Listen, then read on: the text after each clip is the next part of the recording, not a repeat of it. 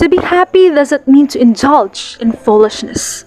This is an excerpt from Jose Rizal's famous novel, Noli Me Tangere, Touch Me Not. For how many decades our country suffered under the regime of the Spaniards, which led to several changes in the country's traditions and beliefs. A lot of Filipinos also became slaves without being paid accordingly. With this, you can sense the Filipino people's longing for freedom and power. The years of sadness and hopelessness opened opportunities for giving themselves to what the Spaniards wanted them to do. In a blink of an eye, most of the Filipinos gave up and turned a blind eye to the injustice works and commands of the Spaniards. For them, living during that hellish time already means happiness instead of being on the deathbed. Some Filipinos in high positions didn't do anything and allowed the Spanish government to rule. Looking back to these moments, the diminished love of the Filipinos way back before has been slightly different from the modern Filipinos. Maybe what they say love is blind is true, as most of us turn the blind eye to works that shouldn't be praised or loved. How can we manifest our love for a country when in the first place, you've lost hope? Will there be any possibility for you to love our country when you don't have the courage in you to fight for what is right? How can you love the country when you think about your happiness more than the others?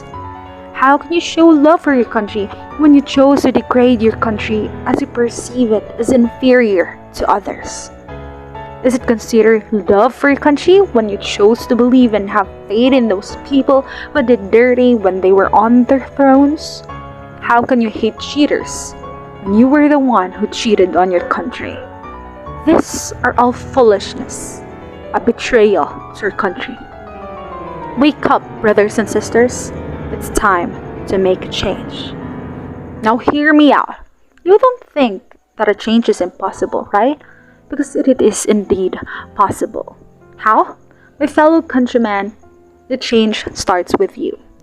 You are the one that will hone the development of our country and its economy, politics, or even societal norms.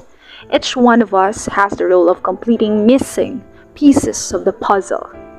Together, we must work hand in hand to make a change. Well, how? It will start with learning the history of our country. If you've listened to your history subjects like Rizal, you'll have a glimpse of how was your country in the early days. Through learning, we will be able to track down the origins of our traditions, beliefs, and norms that we have nowadays. We will completely understand why the Philippines became this far today.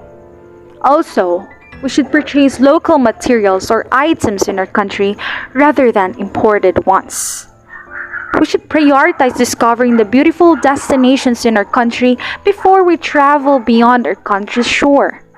It's also a must for those who insult local music, literature, and films to stop and start looking for the beauty in it.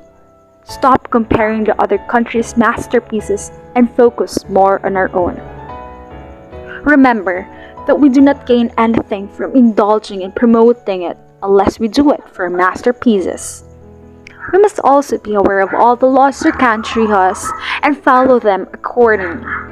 Our love for the country can be shown by abiding by the rules and regulations implemented in our respective communities and, of course, our country. And here, an important thing for us to do is to remember that we must practice our rights and freedom appropriately. We should always remember how our ancestors suffered just to achieve the freedom that we have right now. Don't take those efforts for granted. We must be well informed and involve ourselves in the political, economic, and societal issues of our country. We got the voice to express and stand for what we know is right and best for our nation. With this, we must not waste the power that we have as citizens and dare to call out those incompetent public servants. Nowadays, social media is being utilized as much as we can. There were no limitations provided to us, which resulted in a chaotic exchange of opinions. However, a disciplined citizen must know when to start and halt an argument. We must keep in mind that we are influencers of right and good and not the other way around.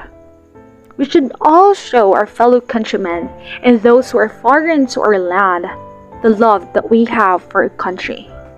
The change is in us.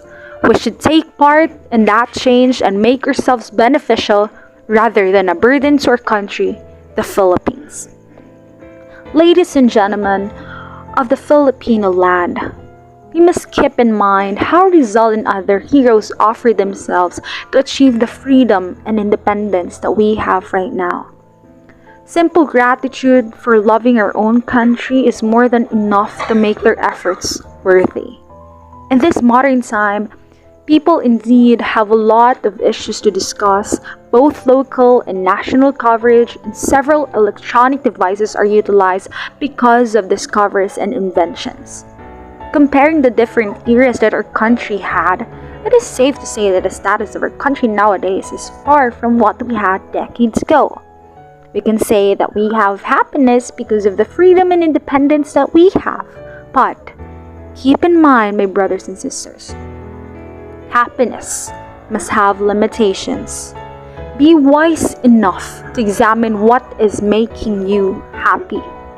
Is this making you love our country more?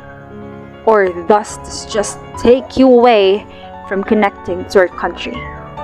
Let us have one vision, one mission, and one body. Believe, have faith, have hope in our own beloved country. The happiness starts with you. But always remember what Rizal said, to be happy does not mean to indulge in foolishness. Be smart and fight for what is right. Thank you.